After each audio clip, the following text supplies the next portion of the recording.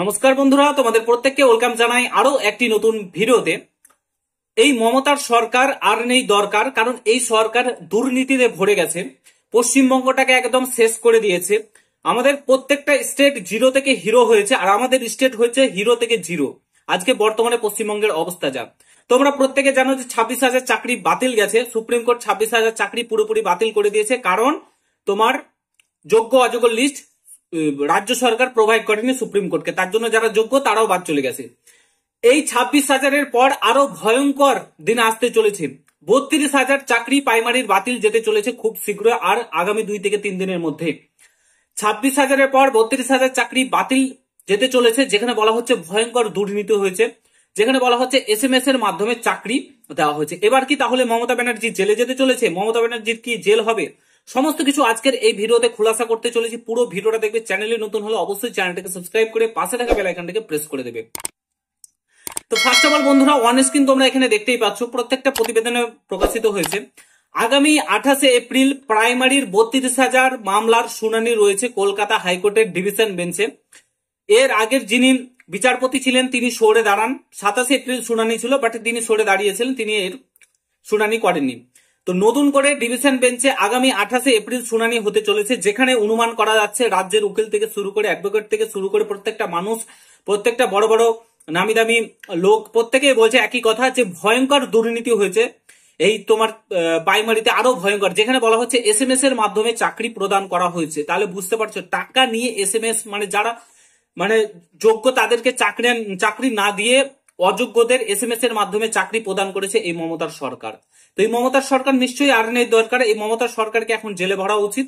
ঠিক আছে, তো 32,000 শুনানি আগামী 28 এপ্রিল রয়েছে ডিভিশন বেঞ্চে কলকাতা হাইকোর্টের। সেখানে বলা যাচ্ছে যে 32,000 চাকরি বাতিল যেতে চলেছে, কারণ প্রচুর দুর্নীতি হয়েছে, প্রচুর।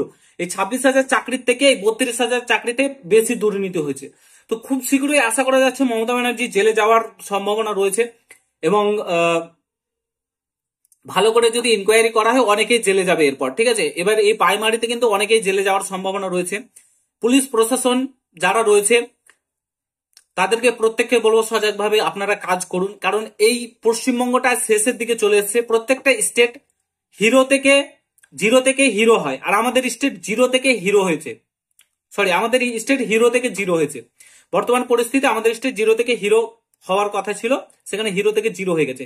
আজকে পুলিশ প্রশাসন গোটা ভারতবর্ষের মধ্যে শেষতম স্থানে আমাদের পশ্চিমবঙ্গ। কতটা গর্বের বিষয়, তাই না? শেষে, একদম শেষে রয়েছে আমাদের পশ্চিমবঙ্গের পুলিশ প্রশাসন, সমস্ত দিক দিয়ে একদম পেছনে রয়েছে। এটা গর্বের বিষয়। শেষ করে দিয়েছে স্টেটটাকে, আমাদের পশ্চিমবঙ্গটাকে শেষ করে দিয়েছে। যেখানে ভারতবর্ষের টপে থাকার কথা আমাদের, সেখানে ভারতবর্ষের সবচাইতে আমরা শেষের দিকে রয়েছে। আজ কোথায় আমাদের ওয়েস্ট বেঙ্গল? দুর্নীতি, মারামারি। আজকে ওই মুর্শিদাবাদে যে ঘটনাটা ঘটলো, সেখানে পুলিশ প্রশাসন সামাল দিতে পারলো না, কারণ পুলিশ প্রশাসন নেই, পুলিশ নেই রাজ্যে, শুধুমাত্র সিভিকে ভর্তি। দুর্নীতিগ্রস্ত সিভিক নিয়োগ করেছে, নিজের পার্টির ছেলেদের নিয়োগ করে ভরে রেখেছে। দুর্নীতি তোমার এরকম আইন শৃঙ্খলা তো ভেঙে পড়বেই, মানুষের ওপর অত্যাচার হবে, হিন্দুদের ওপর অত্যাচার হবে। তো 32,000 চাকরি আগামী 28 এপ্রিল বাতিল যেতে চলেছে, এমনটাই শোনা যাচ্ছে। যারা অ্যাডভোকেট রয়েছে, উকিল রয়েছে, তারা প্রত্যেকে বলছে, এবং ভয়ঙ্কর দুর্নীতির কথা কিন্তু এখানে উঠে আসছে।